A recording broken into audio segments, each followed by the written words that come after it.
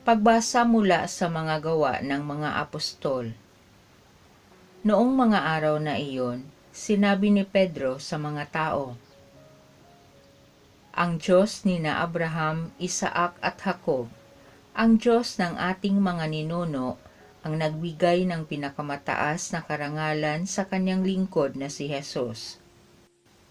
Ngunit siya'y ibinigay ninyo sa may kapangyarihan at itinakwil sa harapan ni Pilato, gayong ipinasya na nitong palayain siya. Itinakwil ninyo ang banal at matuwid, at isang mamamatay tao ang hiniling ninyong palayain. Pinatay ninyo ang pinagmumula ng buhay, ngunit siya'y muling binuhay ng Diyos, at saksi kami sa bagay na ito. At ngayon mga kapatid, batid kong hindi ninyo nalalaman ang inyong ginawa, gayon din ang inyong mga pinuno.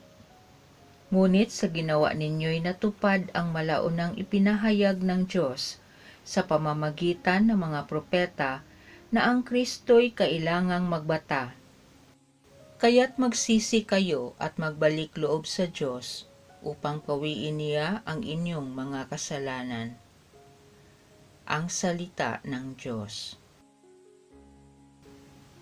Puon sa amin ay pasikatin, liwanag sa iyong piling. Sagutin mo ako sa aking pagtawag, Panginoong Diyos na aking kalasag. Ikaw na humango sa dusa ko at hirap, ngayoy pakinggan mo, sa akin ay mahabag. Puon sa amin ay pasikatin, liwanag sa iyong piling. Dapat mapagkuro ninyo at malaman na mahal ng puon akong kaniyang hirang. Dinirinig niya sa pananawagan. Puon sa amin ay pasikatin, liwanag sa iyong piling. O Diyos, ang ligayang bigay mo sa akin, higit na di hamak sa galak na angkin, nilang may maraming imbak na pagkain at iniingatang alak na inumin. Puon sa amin ay pasikatin, liwanag sa iyong piling. Sa aking paghimlay ako'y mapayapa, pagkat ikaw puon ang nangangalaga. Puon sa amin ay pasikatin, liwanag sa iyong piling. Pagbasa mula sa unang sulat ni Apostol San Juan. Mga anak, isinusulat ko ito sa inyo para hindi kayo magkasala. Ngunit kung magkasala ang sinuman, may tagapamagitan tayo sa Ama, at iyan ay si Hesukristo ang walang sala. Sapagkat si Kristo ang handog sa ikapagpapatawad ng mga kasalanan natin at kasalanan din ng lahat ng tao. Nakatitiyak tayong nakikilala natin ang Diyos kung sinusunod natin ang kanyang mga utos. Ang nagsasabing nakikilala ko siya, ngunit sumusuway naman sa kanyang mga utos ay sinungaling, at wala sa kanya ang katotohanan.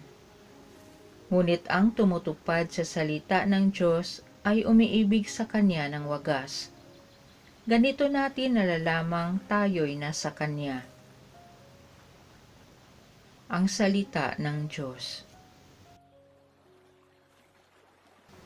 Poong Hesus, aming hiling, kasulatan ay liwanagin, kami ngayon ay pag-alabin. Ang mabuting balita ng Panginoon ayon kay San Lucas. Noong panahong iyon, samantalang pinag-uusapan ng mga alagad ni Jesus kung paanong nakilala si Jesus sa paghahati-hati ng tinapay, si Jesus ay tumayo sa gitna nila. "Sumainyo ang kapayapaan," sabi niya sa kanila. Ngunit nagulat sila at natakot, sapagkat akala nila'y multo ang nasa harapan nila. Kaya't sinabi ni Jesus sa kanila, "Ano't kayo'y nagugulumihanan? Bakit nag-aalinlangan pa kayo? Tingnan ninyo ang aking kamay at paa, ako nga ito. Hipuin ninyo ako at pagmasdan. Ang multo'y walang laman at buto, ngunit ako'y mayroon, tulad ng nakikita ninyo. At pagkasabi nito, ipinakita niya sa kanila ang kanyang mga kamay at mga paa. Nang hindi pa rin sila makapaniwala dahil sa malaking galak at pagkamangha, tinanong sila ni Jesus, "May makakain ba riyan?" Siya'y binigyan nila ng kaputol na isdang inihaw. Kinuha niya ito at kinain sa harapan nila. Pagkatapos sinabi sa mga alagad, "Ito ang tinutukoy ko nang sabihin ko sa inyo noong kasama-sama pa ninyo ako. Dapat matupad ang lahat ng nasusulat tungkol sa akin sa kautusan ni Moises, sa mga aklat ng mga propeta at sa aklat ng mga awit." At binuksan niya ang kanilang pag-iisip upang maunawaan nila ang mga kasulatan. Sinabi niya sa kanila, "Ganito ang nasusulat, kinakailangang magbata ng hirap at mamatay ang Mesiyas at muling mabuhay sa ikatlong araw. Sa kanyang pangalan, ang pagsisisi at kapatawaran ng mga kasalanan ay dapat ipangaral sa lahat ng bansa, magmula sa Jerusalem. Kayo ang mga saksi sa mga bagay na ito." Ang mabuting balita ng Panginoon.